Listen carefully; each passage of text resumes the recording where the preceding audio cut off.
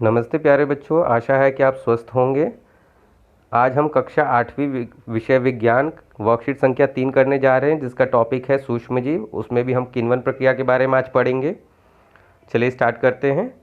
आज पिंकी का जन्मदिन है। हर जन्मदिन पर उसके दादाजी उसके लिए बाज़ार से उसके मनपसंद छोले भटूरे लेकर आते हैं, लेकिन इस बार कोरोना की वजह से उन्होंने मना कर दिया। देखिए, कोरोना फैला हुआ है और इस समय बाज़ार से कोई चीज़ लाना सेहत के लिए सही नहीं है। तो पिंकी का जन्मदिन था, लेकिन उसके दादाजी ने छोले भटूरे लाने से मना कर दिया। देखिए आगे क्या होता है। उसकी मम्मी ने पिंकी को सरप्राइज़ देने के लिए छोले भटूरे घर पर बनाने की योजना बनाई। अब छोले भटूरे बाहर से नहीं आ सकते, तो पिंकी की मम्मी ने क्या किया कि उसे सरप्राइज़ देने के लिए छोले भटूरे घर में ही बनाने का सोचा। भटूरे बनाने के लिए उन्होंने थोड़ा सा मैदा लिया, उसमें थोड़ी सी चीनी, गर्म पानी और 2 चुटकी ईस्ट पाउडर मिलाकर उसे नरम आटे में गूंदकर बर्तन में 2 घंटे के लिए रख दिया। अब देखिए, अब भटूरे बनाने के लिए क्या क्या इस्तेमाल हुआ यहाँ पे। मैदा, चीनी, गर्म पानी और 2 चुटकी ईस्ट पाउडर। अब ये ईस्ट पाउडर क्यों मिलाया गया है, हमें इस पैराग्राफ में आगे पता चलेगा। कुछ घंटों के बाद पिंकी ने देखा कि वो आटा फूल गया है। तो देखिए, ईस्ट मिलाने से आटा फूल गया है, जिससे मम्मी ने भटूरे बनाए। पिंकी बहुत खुश थी, क्योंकि अब उसे उसकी मनपसंद खाने की चीज़ मिल गई।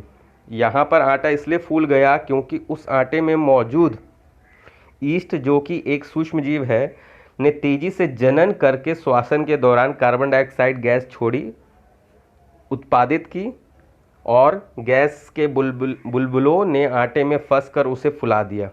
तो ये बहुत ही ज़्यादा इम्पॉर्टेंट है। इस लाइन को आप अच्छे से पढ़िए, और ये आपके एग्ज़ाम्स में भी क्वेश्चंस आते हैं कि ईस्ट किस प्रकार से आटे को फुला देता है। तो आप कहेंगे कि ईस्ट जो है तेज़ी से जनन करके श्वसन के दौरान कार्बन डाइऑक्साइड गैस छोड़ता है, उससे कि आटा फूल जाता है। आगे पढ़ते हैं। उसकी मम्मी ने बताया कि इसी तरह से ब्रेड, केक और पेस्ट्री भी नरम और स्पंजी बनाए जाते हैं।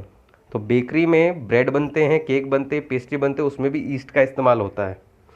इस प्रक्रिया का इस्तेमाल शर्करा से अल्कोहल और एसिटिक एसिड बनाने के लिए भी किया जाता है।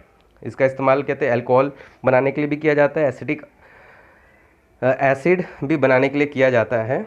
चीनी शर्करा के अल्कोहल में परिवर्तन की प्रक्रिया किण्वन या फर्मेंटेशन कहलाती है। इस प्रक्रिया की खोज सबसे पहले लुईस पैस्चर ने 1857 में की थी।